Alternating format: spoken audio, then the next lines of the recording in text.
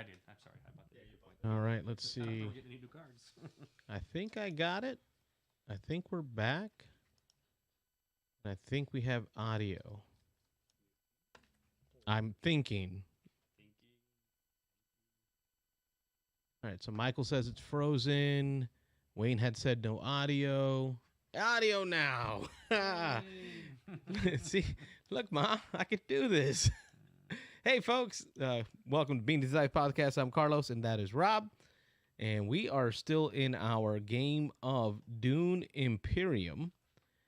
Thank you to Michael, and thank you to Wayne for the heads up. So, yes, we have audio now, and the phone lines are open. 813-618-7099 to hear your comments, your thoughts on not just Dune Imperium, but worker placement games in general, dice or deck building in general, or games that combine the two, which is kind of a fairly newer thing, combination of deck building and worker placement, which is what we're playing tonight. With me today, off camera, we have Raph and Rachel. I think we're calling this C because it's Carlos, it's Raph, it's Rachel, and it's Robert, right? So it's C and 3 R's. So I figured it'd be CR cubed, right? With the little 3 is a cube. And all we do is play Euro games. So cubes. That's what I'm thinking here. Okay. So, yep, we have audio now. And at this point, give us a ring. Let us know what games have you been playing. Have you had a chance to play Dune yet? Which I'll put a picture of the board here. You get an idea where we are. Have you played any of the new worker placement / deck building games like Arnak? Right, that's one. I think there's one more out there that I can't think of many more. But if you can call me. Oh, we got a call from Louisiana. Let's take a call here. Beans and Dice Podcast. State your name and where you're calling from. This is Mitchell from Louisiana. How you doing? Hey, Mitchell. Second time caller. Yeah, I called last week. Yes, you did. How are you? How? Doing all right. Seems like you guys got your audio problems fixed. I guess you guys are doing pretty good as well, huh? Yep. We that was weird. My OBS kicked out, so it took a minute to get it right. I've got Robert here. He's got his headphone on. We are all playing. And Rachel and Raph, don't be afraid to be loud. The folks know you're here. Play the game. Headphones are there if you want to hear. So what you got going on, Mitchell? Not too much. You were asking about, what some of our favorite deck builders or worker placement games were, and so I thought I'd call in and give my 2 cents. Yeah, give it to me. Yeah, I think my favorite deck builder would have to be Mystic Vail. You played that one? I have not. Have you, Robert? Mystic Vail, I haven't played it yet. No, he hasn't played it yet either. Rob's not in his, or Raph's not in his head over here. Like you picked a good game. Yeah, that's one of the most unique deck builders ever because not only are you building a deck, but you're literally building the cards. Do you know the concept? How it works? Is it like the card? Is it like the Gloom card game where the cards are clear and you stack them? That's right. Yeah. So you're sleeving different advancements onto the card. So I am familiar with that so one. You start off. Yeah. So some of your base cards that you start with are literally nothing. And so, if you get a really bad hand, you can maybe do nothing. But the goal is to make the cards better as you go. It's really unique. I enjoy that one a lot. Now, give me the okay. So Dune is off the Dune IP. Arnak is about Arnak is all about the Indiana Jones like research of an island type stuff. And I'm a big theme guy. Rob is not, but I'm a theme guy. What's the theme of Mystic Vail? Like, why do I want to play it? Okay, so honestly, there's not much story to it. I would say, there's like garden and stuff, but the main concept is that some of the cards have like a green tree symbol, and some of them have a red. So at the beginning, or technically at the end of each of your turn, you prepare your field, and so you can have 3 red trees showing. Right. But if you draw a 4th one, that means that your field has spoiled. But greens cancel out the red. The idea is your hand can in theory be as big as you want, but if you draw too much and get too much spoilage in your field, then you lose your whole turn. That's kind of what it centers around. So it's got kind of a push your luck thing where you're trying to get as many of the green of the red as you can without going over, but using the green to cancel out the red. Right, and if you build your cards right in the last few turns, you should be able to play your entire deck of 20 cards because you're kind of canceling out all the reds, and that's whenever it gets really fun. Because sometimes I even have to get a paper and say, okay, this is what I'm calculating, and that may make it seem tedious, but it's so much fun whenever you're like, oh, and I can play another one safely, and then the people you're playing with get frustrated, but it's like, haha, yeah, I have all these greens to cancel out my reds. And that reminds me, Michael Lorenzo in our chat is reminding me he actually did an unboxing. Yep. I do remember seeing him do the unboxing on there. Yep. Your microphone's live, Robert, too, if you want to pull it down. Okay. You can chat in. Mitchell, Robert can hear you as well. He's got his headsets on.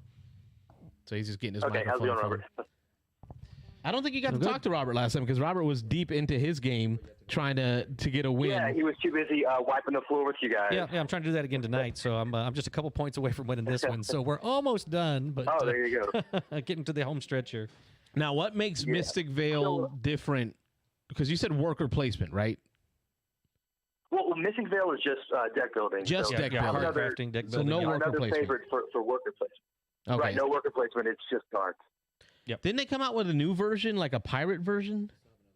There is one coming on Kickstarter. There's another card building one that's a pirate theme. It's got a lot more going on. You're sailing around to different islands and you're doing some resource gathering and some other things. But it has a card crafting. That's the word for it. Card crafting. Yeah, card crafting system in it. So card crafting system. Yep. Yeah. That sounds interesting. I have to look into it. Do you know the name offhand? I don't. I know Michael Lorenzo is. I think he's in the chat, and I'm sure he'll come out with it in a second. I think he's kickstarted that one as well because he was really big into the Mystic Vail. I think he had it in all its expansions. Edge of Darkness. Gotcha. He just put it in there now. Edge of Darkness. It's the same system, but it has a theme that I think I might be more interested in because you talked about like trees and farming, and that just sounds like a Grickle. Yeah, definitely pirates sound way cooler. That's my thought. Yeah, Pirates sound cooler. For sure. What else you got going on game-wise? So that was a deck builder. Yeah. So I think my favorite worker placement, honestly, would be after the Empire, but I talked about that last week, so we'll go to second place. Okay. I think which I pulled that one up after you called. I've never heard of that one before. And I interrupt you. I'm sorry to interrupt you, but I pulled that one up because I really, really, I'm trying my best to not buy that one. Because on the what is that? You said there were two versions. It was a retail version and a Kickstarter version. Oh yeah, the Kickstarter version is a lot more. But that's the one that comes with the minis. I know. And honestly, and now that I've played the retail version, you kind of need the minis because the little plastic cubes don't stay on the console walls very well. Oh, so you okay. kind of need the minis. So there is a functional part to it, not just having minis. Yeah, but you saw the pictures. Robert pulled it up on Board Game Geek, and like the plastic wooden structures, the plastic castle structures. Yeah. Like that to me is the game. That makes the game as cool as it is. Oh, absolutely. Yeah. Otherwise, it's just your run-of-the-mill worker placement. And it reminds me of, I don't know if you've played Stronghold. Stronghold. No, I don't think I have. So Stronghold is a Euro style game, but it's a castle siege game, right? So you one player spends their entire time building up the defenses for the castle, while the other player plays the attacking forces, like the orcs trying to get into the castle. Everything I saw in that game that you described felt like a multiplayer version of Stronghold, except for the AI is doing the attacking. So I appreciate that recommendation. That sounds about right. Yeah. I mean, honestly, the retail version, I don't remember. I think it was maybe $70. I've paid a lot more for games. Don't feel bad if you go out and buy it. Go ahead and buy it. Now, what was the other worker placement game that you'd put on your I would say runner-up list? Yeah, I think I'd have to go with Viticulture. I'm a big Stonemeyer fan. You guys enjoy Viticulture? Yes, we've had. Oh, there's my dog. So we've had Stonemeyer. We've played Viticulture at what was that? Escape Winter Con. We've played it at Dice Tower, and Okay, so the joke is I fell asleep while playing Viticulture, but it is a wine game, and we were having fun. It was late night, so it was late night. We were having fun, but I'm not going to say that I didn't dislike it. I promise you that me falling asleep doesn't mean I don't like the game, because I fell asleep during Thunder Alley, which is in my top 3 games, right? Thunder Alley's in my top 3, and I fell asleep during that. So don't take that as a judgment of what I think of Viticulture, but I enjoyed it. You know that Jimmy watches your show sometimes. So. Oh yeah. And to mention that was something I was going to mention in our news segment last week or the week before that I forgot to mention, that I actually just read that they are coming out with another expansion. Jamie's coming out with another expansion to Viticulture, which was a shock to me because it's been a little while since anything's come out for that, and I don't have any of the details. There was a little bit of information online, but there is another expansion coming out for Viticulture, and I'm really looking forward to that. I want to give it another try. That, they have their little. Well, yeah. So that's another question. So, sorry, let me comment on the expansion. I know they have a little planning thing where they have all their code names and when it's coming, and I was surprised too because it only has a ton of expansions, and it's pretty dense if you're playing with all the expansions. But my question was, whenever you fell asleep, do you know if you were playing the base version or if you were playing the Tuscany with the 4 seasons? We were playing the base version because Nicholas was just teaching it to us. We played the Essentials, which actually does it Essential, yeah, that has all of them. I think it was because it was one box. I don't remember seeing any other boxes. Yeah, they've sold different versions of it. I think you can still buy just the basic. Although to be honest, I'm not even sure. They may not even be printing just the basic version anymore. I think just about every version you buy has at least the expansion that had the Grande worker, and then I know that the next expansion added the 4 seasons. Yeah, you kind of can't, in my opinion, it's a completely different game. It's almost like a sequel, that you got to play it with the 4 seasons. It makes more sense that way. That's the only way I've played it, and so that's kind of the only way I know it right now. But I that's what I've heard, is that once you do that, it completely changes the game. And I was going to ask, I've been listening on and off. I've been kind of jumping in and out here, but I don't know if y'all had brought up Champions of Midgard, because that's another one that reminds me because of the Essential expansion. But Champions of Midgard is another great worker placement game. And then we talked about that one last week, Mitchell and I, because the Gray Fox is also the company that did the first worker placement game that he brought to my attention. Okay, yep. Yeah. Well, with Viticulture, so there's another expansion that adds more cards, and then there's one that they actually stopped printing, and you can order it from a third party that adds making cheese and apples and stuff. That one was a little bit jumping the shark for me. But, right. The 4 seasons, I think, is essential. So that's why I'm concerned about this new one coming out. I feel like it's already kind of chock-a-block full. I'll definitely buy it. Yeah. But I don't know if it'll add any more at this point. Yeah, I was going to say it'll be interesting to see if it adds any new mechanics or if it's just more of the content, more of the stuff that's already in there, maybe some more stuff in the season cards and things like that. I don't know a whole lot about it yet, I'll admit. Like I said, I think there was a little bit out online about it, but there weren't a lot of details. So I think it's still kind of up in the air. It's just brand new that he's mentioned that he's working on another expansion. So. Yeah, I saw that. I don't think it was anything more than a mention. I don't think there's any details out there yet either. No, okay. That's a great mention for worker placement. It's that. Have you played anything that combined the two yet? I think there's a few of them out there. Wait. No. You got to give it a try, man. No. If you are, because it sounds like you and me are in a similar vein of that with the worker placement and the deck building games. I got a ton of them of each. There's something about this combination of these two mechanisms that has just triggered a rejuvenance in me in playing these Euro type games. It like Arnak and just playing this Dune. It's just you got to give it a try. I'll definitely have to look into it. I know a bunch of my buddies have been playing Arnak, and I haven't got a chance to yet. So that'll probably be the first one that I try my hand at. So it's probably a good idea. I'm finding that Dune is a lot more complex in its style and its decisions. It also has direct conflict, which Arnak doesn't. And I think Arnak will do a better job of getting you into the melded mechanics of worker placement and deck building easier than Dune will. So if I had to recommend one to start with, and I think Rachel echoes this, start with Arnak, something lighter, because Dune is like a little bit more brain burning, a lot of it.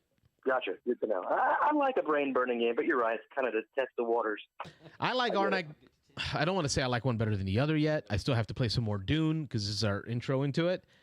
But the board is ugly on Dune. The board's I've never ugly. seen the movie. I've never read the books. The cards aren't bad, but the board is kind of plain. There's nothing about this game other than the mechanisms of the game that make me want to play. But that's plenty. Says the guy who has no theme in his life. I'm liking it. Yeah, I love mechanics, and this is. Hey man, I'll take better gameplay over good components any day. Amen, amen. So let's convince Carlos of that because he's. But Arnak's like perfect meld, like the theme, the. Oh, I'm done. I had revealed everything. I'm out. Oh, okay. Carlos is done. I had no spaces left. I had to reveal all and be done. And this may be the last turn of the game, so we're just kind of wrapping up here, but we'll see. I stink at this. I stink at this. But yeah, of course, obviously, good components are going to make gameplay even better. But if I have to choose, I mean, gameplay over components any day. But yeah, I get where you're coming from. But what I'm really feeling on this is, and I'll let you finish on that before I'm feeling that they can live in the same space. Like the two games are different enough, Dune and Arnak, that they're both going to scratch a different itch. So don't ever feel like one is like Rob came over saying Dune will replace Arnak. I'm thinking no. I think Dune will supplement Arnak. That they can live in the same shelf. Okay, cool. Yeah, they seem, I mean, from what I know about them, they seem fairly different. I mean, yep. Other than, like you said, the deck building order placement. But, yeah, I don't want to take up too much of your time, especially if your game's finishing up. But I just wanted to ask if you've made any more progress through the Red Rising series that we talked about last week. I've been reading through, so I've gotten into, and I'm getting in the first book, right? So I don't want to reveal too much, but it's him being introduced into the gold class, the gold level.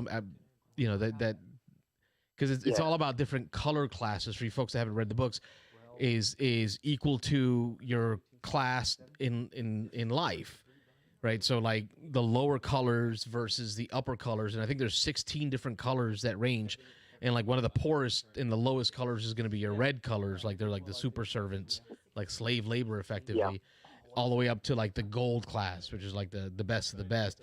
So at this point, I'm into the point where he's introduced into that world, and I'm getting a lot of this Greek vibe to it, like this, almost like a Greek god thing going there.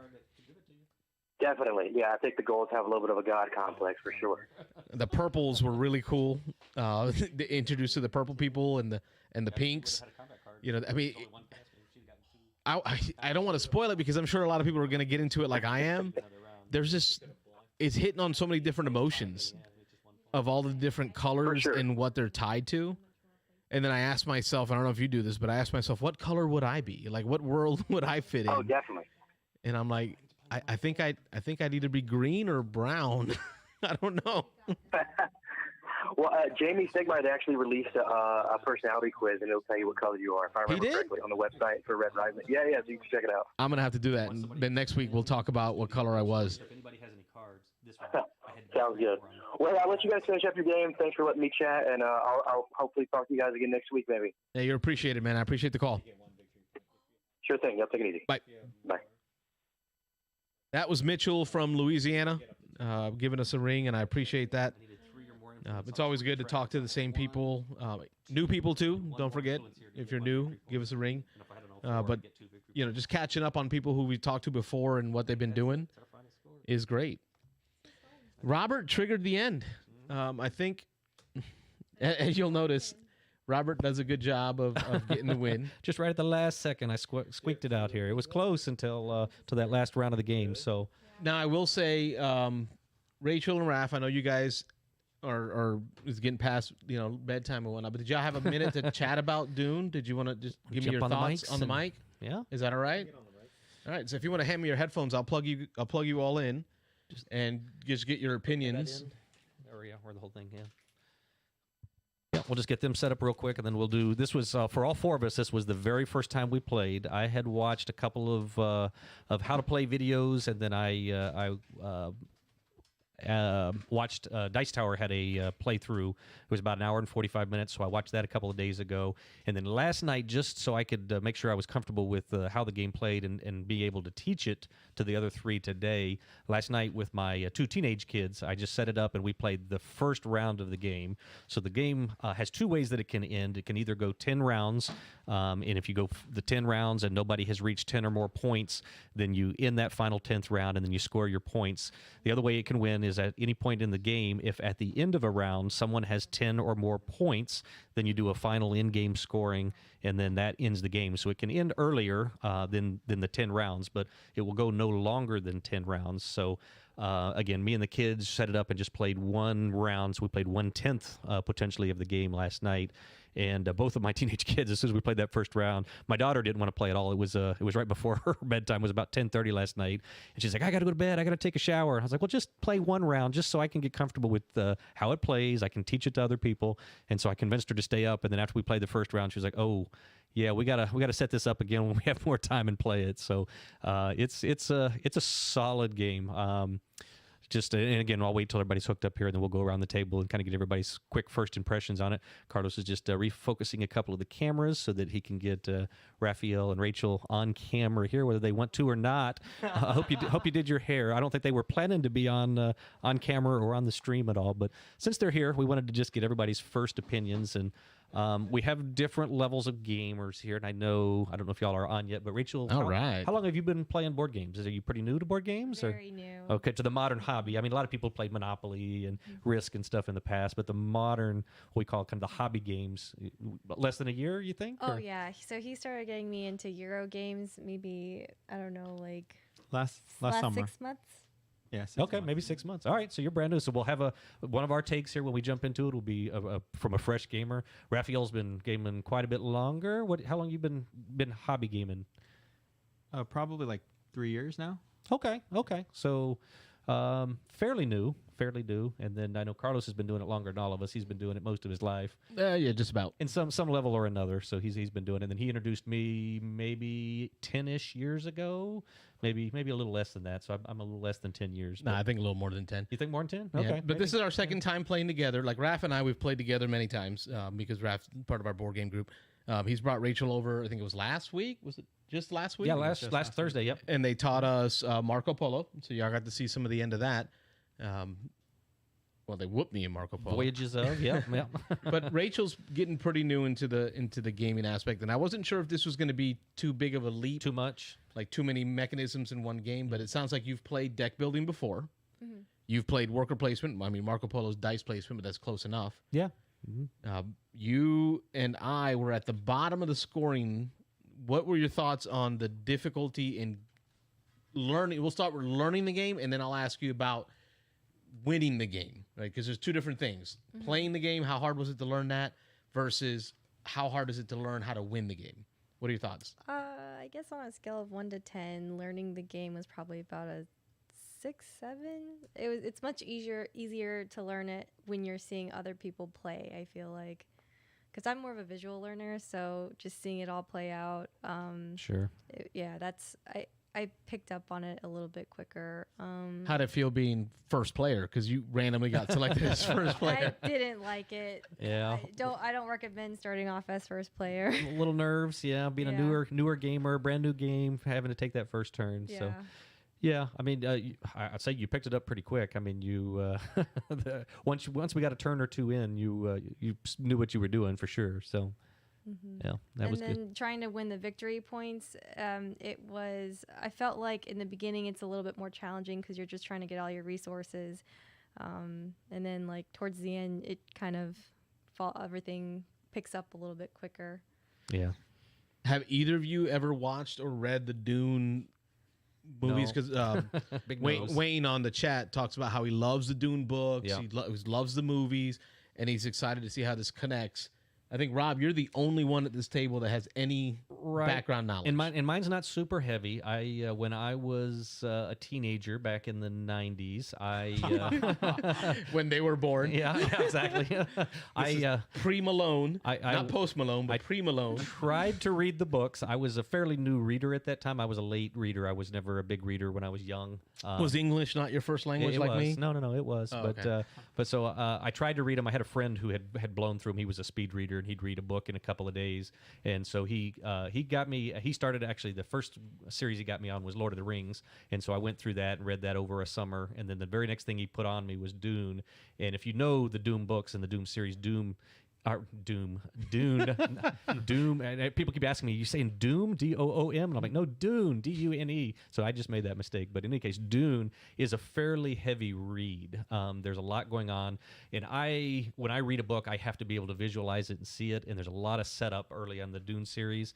And so when I started trying to read it, I didn't make it more than a chapter. I think I read the first couple chapters 2 or 3 times, and then I couldn't grasp what was going on. So I gave up on that. But I watched the movie. The movie's been made, and I think it may have been remade once, or there was a spinoff once, and then they're getting ready to come out with it again. And that was part of the prompting for this game, is because they're redoing the movie, remaking the movie, and that'll be coming out, I believe, later this year. And so this is kind of trying to catch on to some of that Dune fever. I wonder if this is more off of the literature of the game or the movie of the game. If you guys know in the chat, let us know. Yeah. I'm not sure how this is themed out. I think it's pretty similar. The book and the movie didn't stray too far. The movie is just a small fraction of what's in the books, as it usually is. I mean, they have to pare the book series down quite a bit. But the general idea that, there's the houses. That's a big part of the Dune series, is that there's a lot of intrigue, a lot of politics, manipulation, and stuff going on. And so that's definitely and the cards had that flavor. There were some cards that allowed you to take influence that you had with some houses, remove it to double it with some other house. Right. A lot of intrigue and stuff like that. Backstab one person. So it felt like the cards were themed to a political sense. A lot of the cards had this comboing effect where if you had influence with a house and you played their house's card, right, and then you played another card later that matched that house, you got like extra bonuses. Yep. So it felt like it tried to get you to pull yourself towards one of the houses more often. Right. There's a fair amount here to do. It is fairly tight at 4 players. This is our first game. We've only played it at 4, and so the board does fill up relatively quick. Although, like you say, the one of the other things is, I don't know if we've talked about, is the starting players that you play. They're asymmetrical, so everybody has a different specialty, a different ability, and something that they do well. And so the game is nice in that even for a newer player or the first couple times you play it, it's kind of gently pushes you in a direction. It doesn't really force it down your throat because your abilities are kind of subtle. They're not extremely strong, but it does kind of start you in a direction, kind of pushes you that you may want to focus on combat, or you may want to focus on making money. You may want to try to get the spice. So you read the book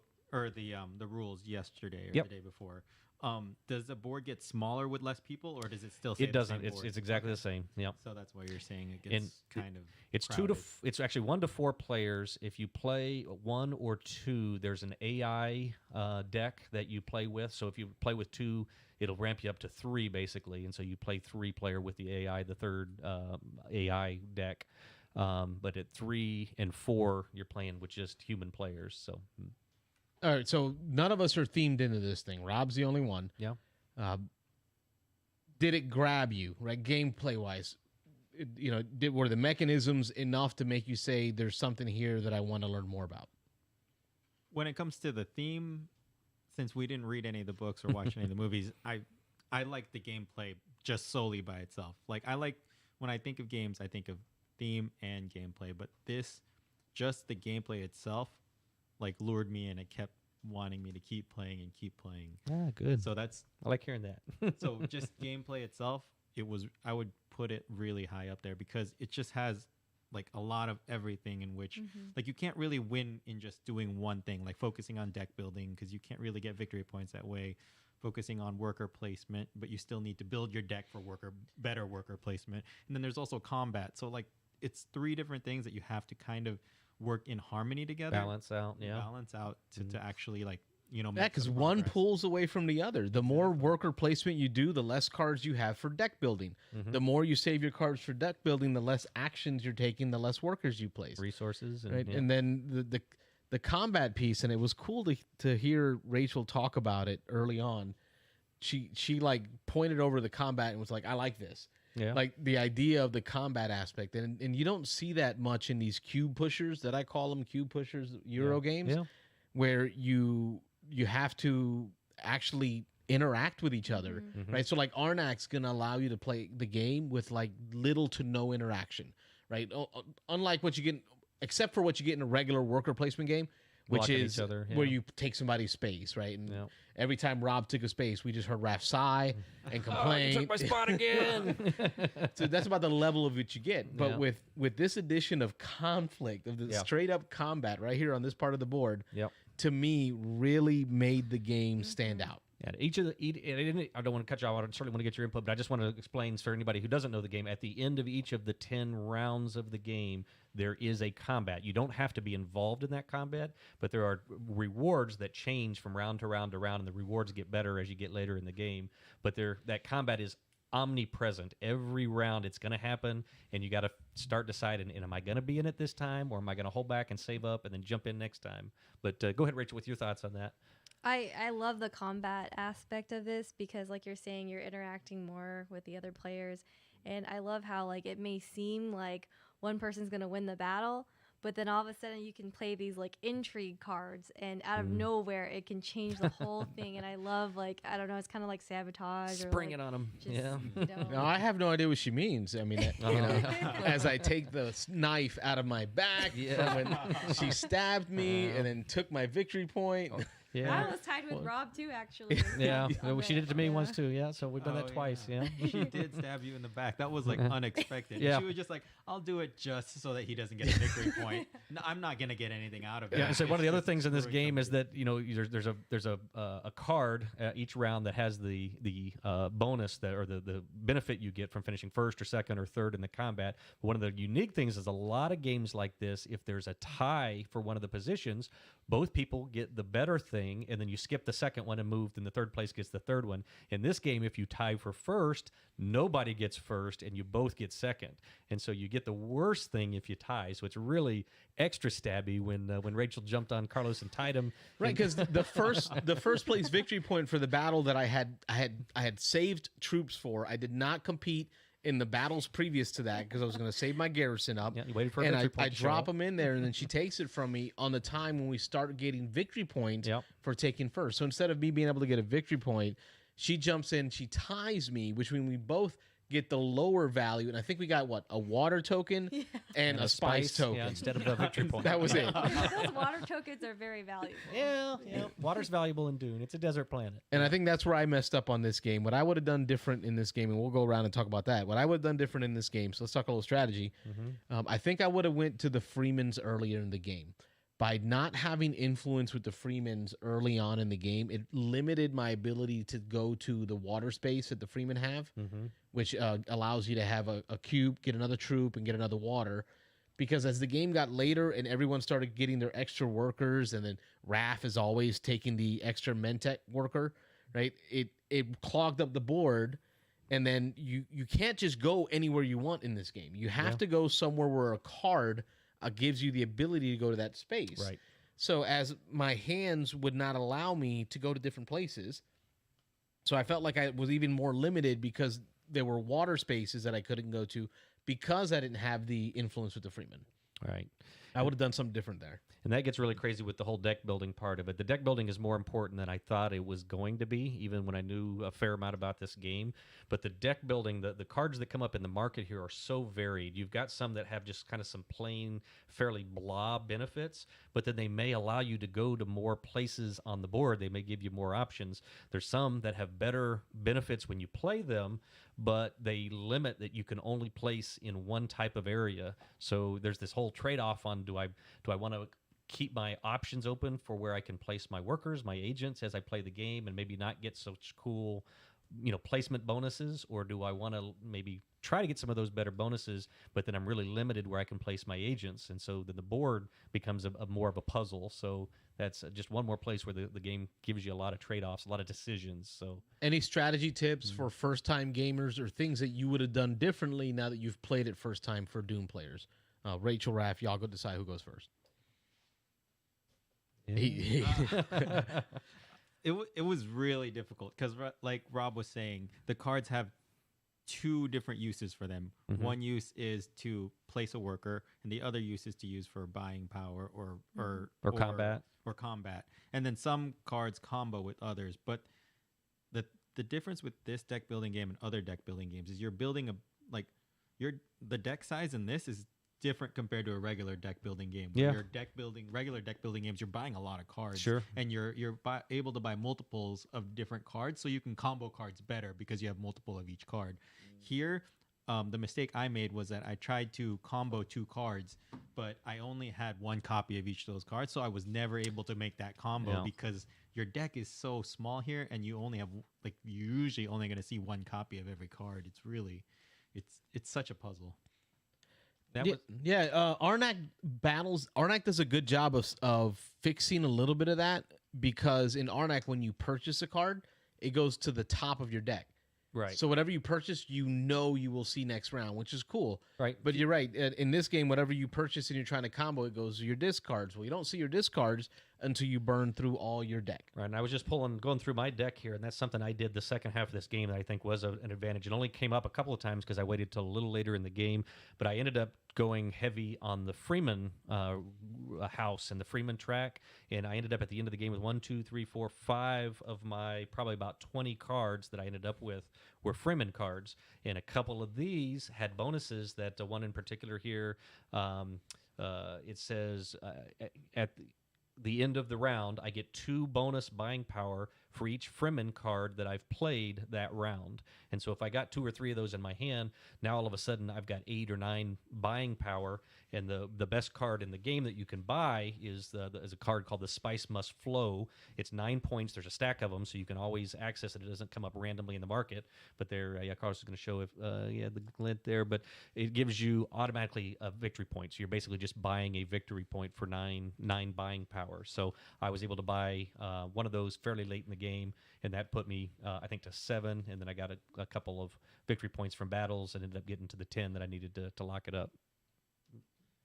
Any tips for a new player of Dune, Rachel? Any thoughts? Closing thoughts too, if you want to go right to that. Final thoughts on what you thought of it. About it? Did you like it?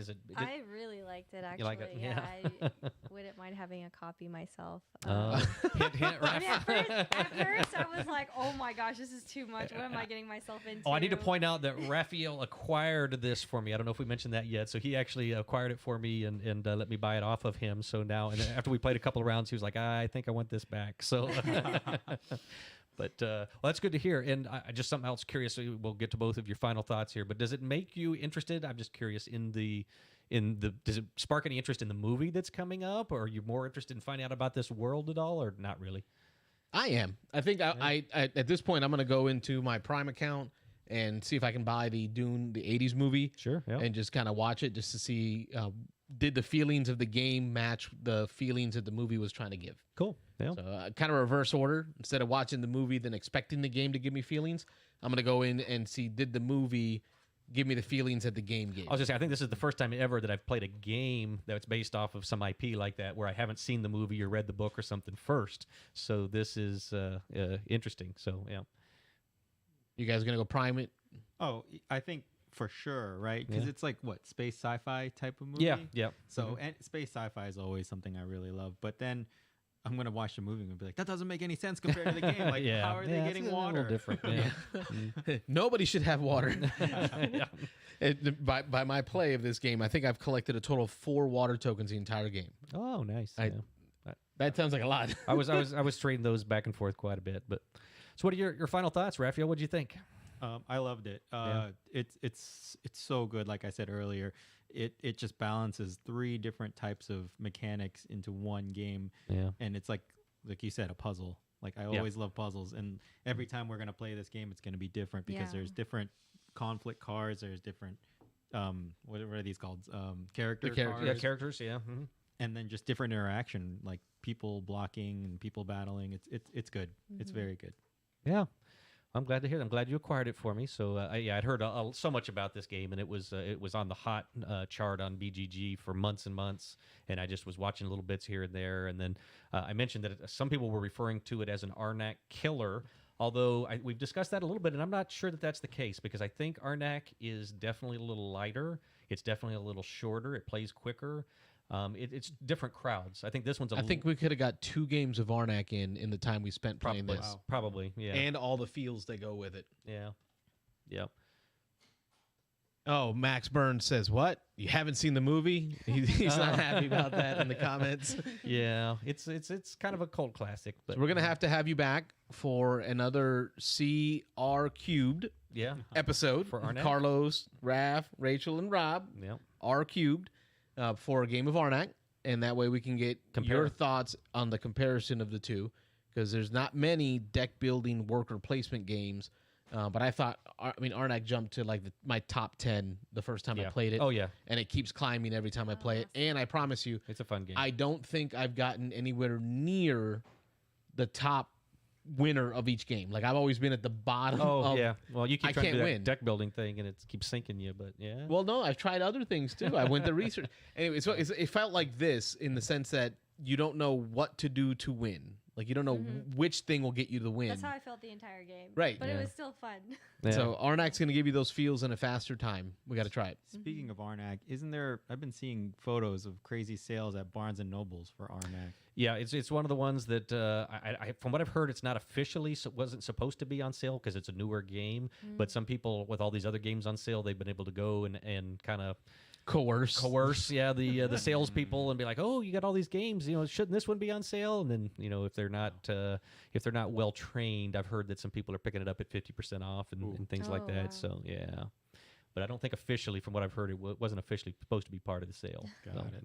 Well, if I can get you guys to commit to come by either next Thursday or Thursday after next, you're welcome to take my copy home, get some practice runs with it. Yeah. Rob and I have played a few times, and then we can do a match and see the ultimate winner of the Arnak Island is. Be fun. So I want to thank you guys for joining us. Yeah, absolutely. Puts us right about the end of the hour, unless anybody calls in. Yeah, well, we can give it maybe just a minute or two, see if anybody wants to call and talk. Rob and I can close it out, and we want to thank you guys for, number one, teaching us Marco Polo last week.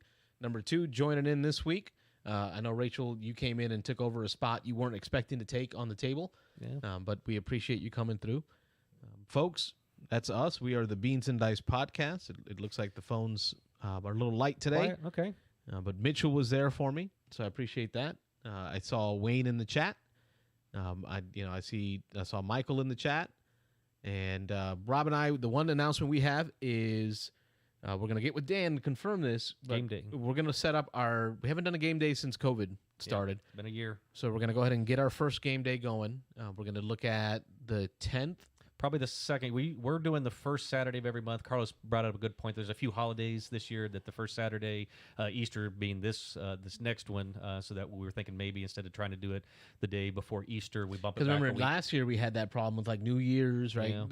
Having those holidays around that.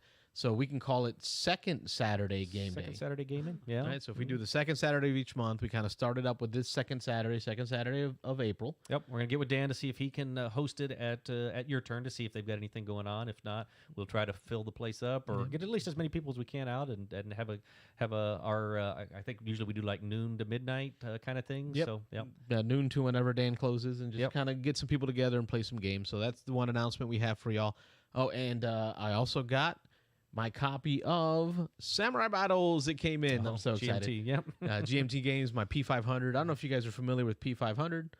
It was Kickstarter before Kickstarter was Kickstarter. Oh, wow.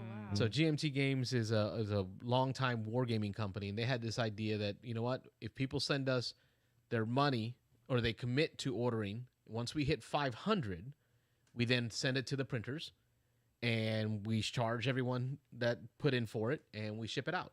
So that's been their model ever for the longest time. So I've been doing GMT for a long time, and Yeah. I always called, I felt like when Kickstarter came out, I'm like, it's just like GMT's P500. But it's all like this is a whole newfangled thing. But it's, but my P500 came in, so I feel great So I'm ready to play some samurai battles. It's all set in medieval Japan. It's all set during the time of samurai warriors. So I know William had shot me a message and said he got his notification of shipping. So I'm going to get going while watching on Netflix that new documentary on the samurai battles. Yep. So I'm going to watch that whilst I tried to. But then I found out a lot of it is in straight Japanese with subtitles. You really can't read subtitles while you're stickering little blocks. So I'm going to have to figure out something else. Maybe I'll watch The Last Samurai or something terrible like that. Yeah. So on that note, that's going to close us out, Wrap folks. it up tonight. Yeah. I'm Carlos. I'm Rob. I'm Raph. I'm Rachel. And we're the Beans and Knives Podcast, a podcast about how we game. Thanks for watching, and I will see you all next Thursday. Have a good night, everybody. Thanks, everybody.